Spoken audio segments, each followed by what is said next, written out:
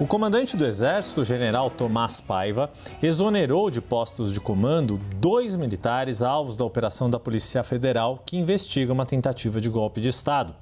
O afastamento dos militares foi determinado em decisão do ministro Alexandre de Moraes, relator do inquérito no Supremo Tribunal Federal. De acordo com a investigação, os 2 militares integravam o, abre aspas, núcleo de desinformação e ataques ao sistema eleitoral, fecha aspas. Ambos trocavam mensagens com o ex-ajudante de ordens de Jair Bolsonaro, o tenente-coronel Mauro Cid. Em uma das conversas, eles teriam falado sobre a divulgação de um vídeo com a informação falsa de que as eleições estavam sob investigação. A operação da PF mirou, ao todo, 16 militares, sendo 6 deles da ativa. Vamos ao debate. Zé, a exoneração desses 2 militares é uma resposta que o Exército dá a essas investigações e à suposta trama golpista? Yuri, uma decisão corretíssima. Não podem permanecer em postos de comando pessoas que as evidências fáticas demonstram participaram de todas aquelas entabulações golpistas. E agora caiu por terra definitivamente, salvo o melhor juízo, a tese de que não havia nada, né? Que tudo era um delírio, que tudo era uma visão esquerdopata. Hoje, os setores mais afinados ao bolsonarismo, eles tentam discutir a tipificação delituosa. Ou seja, eram atos preparatórios, então não há tentativa, não há crime, ou havia tentativa? Essa é uma outra discussão que pode ser feita do ponto de vista jurídico, a meu ver, está configurado claramente por uma série de fatos. A tentativa não é só de atos preparatórios. Mas a grande verdade é, se havia atos preparatórios, havia uma intenção de golpe. Isso está absolutamente colocado. E alguns participaram ativamente. E os fatos são claros, claramente colocados e reproduzidos. Não, fossem situações não demonstradas, eu não diria nem mais indício, mas com provas concretas de vídeos, de falas, de depoimentos, talvez o Exército pudesse aguardar alguma situação, mas ele não pode aguardar. Eu não posso deixar em posto de comando quem tentou, quem articulou o fim do Estado Democrático de Direito. Agiu corretamente o comandante do Exército, neste caso, é uma medida administrativa de exoneração de posto de comando, evidentemente, para efeitos outros do vínculo dos militares, se deverá, talvez, aguardar o fim do inquérito e processos disciplinares haverão de ser promovidos pelas Forças Armadas nas 3 armas, ou seja, no Exército, na Marinha, na Aeronáutica, onde existirem pessoas que conspiraram contra a democracia e contra a Constituição que juraram cumprir. Isso me parece muito claro. As Forças Armadas brasileiras demonstraram neste episódio, inclusive pela narrativa que está apresentada, pelos fatos, em que apenas um único comandante, o da Marinha, que teria concordado num golpe, o que fez com que o general Braga Neto, homem muito próximo de Bolsonaro, chamasse aos palavrões o comandante do Exército da época e dissesse que teriam que tomar represálias contra aqueles que fujões não iriam dar o golpe. Ou seja, esta situação toda, hoje escancarada, posta sob a luz do sol, exige realmente providências do Exército. De parabéns o comandante do Exército. As Forças Armadas brasileiras, depois do fim do golpe de 64, passaram a cada vez mais assumir para si um papel correto, digno do ponto de vista institucional, que é a defesa da Constituição e do Estado de Direito.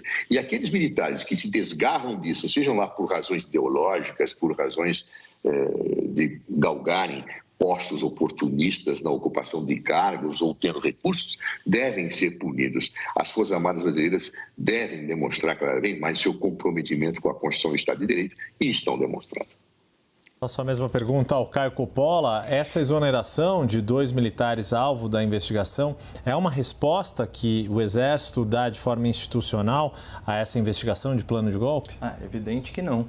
Não é uma resposta política, pelo contrário. Como você disse no próprio enunciado, é simplesmente o cumprimento de uma determinação judicial. Aqui, você abre o escopo do debate para outras áreas, por exemplo, sobre a jurisdição em relação a esse processo e esses investigados. Isso é uma possibilidade também para ser discutida. Será que isso deveria ser tratado na Justiça Militar? Será que no STF? O que, na verdade, o Comando do Exército demonstra é cooperação em relação ao que foi estipulado pelo senhor Alexandre de Moraes. Vamos lembrar que já há aí dentro da advocacia criminal uma ampla corrente falando e denunciando o autoritarismo do ministro relator, principalmente relacionado a medidas cautelares, né, no curso da investigação, inclusive impedindo o livre exercício da advocacia, o direito à ampla defesa, entre outros desvirtuamentos aí do devido processo legal. É importante também a gente destacar, né, o Zé falou disso en passant, como se fosse uma coisa menor, mas a questão do princípio da legalidade, né? Ninguém é obrigado a fazer ou deixar de fazer algo senão em virtude de lei. E não faria sentido nenhum que esses oficiais fossem afastados, né, se não for comprovado a prática de crime. E como o Zé Eduardo bem colocou, né, os atos preparatórios, assim como a cogitação, né, pelo menos nesses tipos que estão sendo investigados, que é o artigo 359, alíneas L e M do Código Penal, esses tipos não punem atos preparatórios. Ao contrário, por exemplo, da lei antiterrorismo, aí sim que tem aí na sua disciplina, né, a punição também por esses atos. O que eu acho que deve ter acontecido nesse caso específico é que, se houve planejamento ou até, para usar o juridiquês, atos preparatórios, eles envolvem, pelo menos conforme a decisão, né, do ministro relator, a disseminação de fake news, que por si só já é uma contravenção.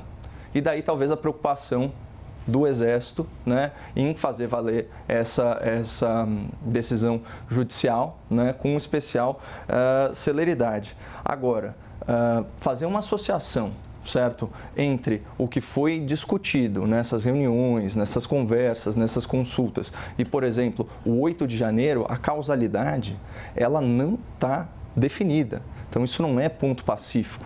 Eu continuo achando que falar em golpe no 8 de janeiro é um delírio, na verdade, é fruto de oportunismo político. Então, essa discussão, ela está sim em aberto e é muito importante que a gente não transforme aí a legislação penal simplesmente para combater um alvo político. Fazer aqui as considerações finais. Zé Eduardo, quer fazer mais uma colocação? Caio Coppola, começando pelo Zé Eduardo. Tranquilamente, eu acho que nós não podemos confundir os campos da discussão, embora todos eles sejam importantes. Uma coisa é discutir o campo penal, outra coisa é discutir o processo penal. Claro, o plano penal, ele vai punir se houve uma tentativa. A meu ver, houve, claramente. Inclusive com falas de remessas de dinheiro para trazer pessoas a Brasília, isso está colocado. Inclusive em relação aos acampamentos que acabaram fornecendo pessoas para o dia 8. Isso, a meu ver, se soma um conjunto de evidências, não falo nem mais disso, só de evidências e provas, que mostram toda uma conexão em que no vértice está Jair Bolsonaro e, a partir daí, seus ministros que obedeciam suas ordens e tentavam articular tudo para que nós tivéssemos um golpe de Estado, inclusive associado a isso o descrédito às eleições, que ele começa muito tempo antes e culmina com aquela reunião com os embaixadores dos outros países. Então, isso, ao meu ver, tudo tem que ser discutido do ponto de vista do processo penal, não haverá tempo. Vamos discutir também se há ilegalidade ou não ilegalidade, mas os fatos, esqueçamos agora o processo, podemos discutir, mas os fatos são de uma evidência solar. Caio Coppola, para suas considerações finais. Bom, eu insisto, não houve tentativa de golpe, né, nem em termos jurídicos, nem em termos sociais, se nós estamos falando aí do 8 de janeiro. Foi uma manifestação, né, de insatisfeito, sim, com o processo eleitoral. Inclusive, né, qualquer que seja a denominação que tente se dar a esses manifestantes, o ministro Alexandre de Moraes, em decisão, no dia 9 de janeiro, chegou a falar em terrorismo. Isso não se coaduna aí com o tipo penal conforme a norma. Então, a gente vê aí um indício de politização da decisão política e isso é muito preocupante, né? Agora, de novo, eu vou insistir aqui. É fundamental a discussão sobre o crime e se existiu o crime, porque é dessa forma que essas pessoas investigadas estão sendo tratadas no debate público. Estão sendo tratadas aí como se tivessem cometido o crime. E, por enquanto, pelo que foi exibido, pelo contrário, você não tem aí nenhum ato de execução, ou seja, você não tem o início da tentativa e é um absurdo falar os tipos penais, né? Eles começam com tentar, né, inclusive com emprego de violência ou grave ameaça. Não houve violência, não houve grave ameaça, não houve coação física, não houve coação moral e não existe tentativa de tentativa. Por isso eu acho que essa discussão ela está excessivamente politizada e as pessoas não estão se atendo ao que foi mostrado, que é muito pouco. O grande debate termina aqui. Meu agradecimento a Caio Coppola, José Eduardo Cardoso e principalmente a você que nos acompanhou. Lembrando que as opiniões que foram emitidas pelos comentaristas não refletem necessariamente a posição da CNN. Uma ótima noite e até a próxima.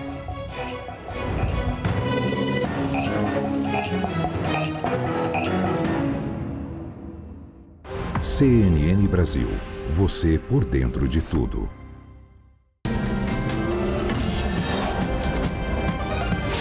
Boa noite. O CNN Prime Time destaca nesta quarta-feira, 14 de fevereiro, os desdobramentos da fuga de 2 presos da Penitenciária de Segurança Máxima de Mossoró, no Rio Grande do Norte.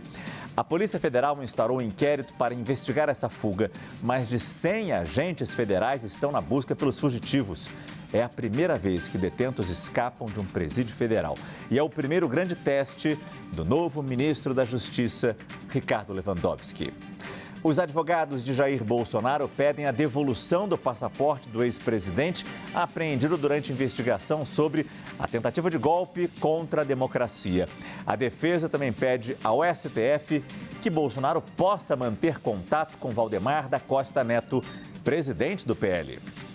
Presidente Lula em mais uma viagem internacional. Ele está na África. No Egito haverá um encontro com o presidente do país e um discurso na sede da Liga Árabe. Nos Estados Unidos, ataque a tiros deixa um morto e 14 feridos durante as comemorações do Super Bowl em Kansas City. E ainda, as secretarias estaduais de saúde registram uma explosão de casos de dengue. O Rio de Janeiro teve a segunda morte pela doença e decretou situação de emergência. Após o calorão dos últimos dias, fortes chuvas castigam cidades do Brasil. Na Grande São Paulo, 2 pessoas estão desaparecidas depois que o carro em que elas estavam foi arrastado pela água. Em Santa Catarina, uma cratera se abriu na BR-470. Festa em Niterói, a Unidos do Viradouro levou o título de campeã do Carnaval Carioca pela 3ª vez. Estamos ao vivo, com reportagens especiais e análise objetiva, celebrando a força das mulheres africanas no horário nobre da informação. Eu sou Márcio Gomes, este é o CNN Prime Time. Uma grande operação de busca está sendo feita neste momento para recapturar os 2 fugitivos da Penitenciária Federal de Segurança Máxima de Mossoró, no Rio Grande do Norte. A Polícia Federal instaurou um inquérito para investigar essa fuga, a primeira que acontece num presídio federal. Esses fugitivos são ligados à facção criminosa Comando Vermelho. Entre as medidas determinadas pelo Ministério da Justiça está, inclusive, a colocação dos nomes desses presos foragidos na lista laranja da Interpol. Ou seja, eles se tornam procurados, inclusive, fora do país. Vamos detalhar as buscas e o impacto político deste caso nesta edição do CNN Prime Time. Começamos em Brasília com a repórter Luciana Amaral, que conversa com a gente ao vivo. Boa noite, Luciana. Já se sabe como foi possível escapar dessa penitenciária de segurança máxima? Boa noite. Boa noite, Márcio. Boa noite a todos que nos acompanham aqui no Prime Time. Ainda não se tem informações oficiais sobre a fuga em si, mas fontes afirmaram para a gente da CNN que ela aconteceu por volta das 3 da manhã, às 3h17, para ser mais precisa. E também como então a fuga aconteceu. Segundo as informações que nós temos até o momento, os criminosos escalaram uma luminária, um poste de luz, eles acessaram o teto, cortaram uma cerca e então pularam. Ao contrário de outros presídios federais, como o de Brasília, o de Mossoró não tem um muro de contenção. E não se sabe ainda como eles, em tese, atravessaram pelo menos 3 portas, a da cela, a do corredor e do pátio, além de terem burlado o sistema de segurança, das câmeras de segurança.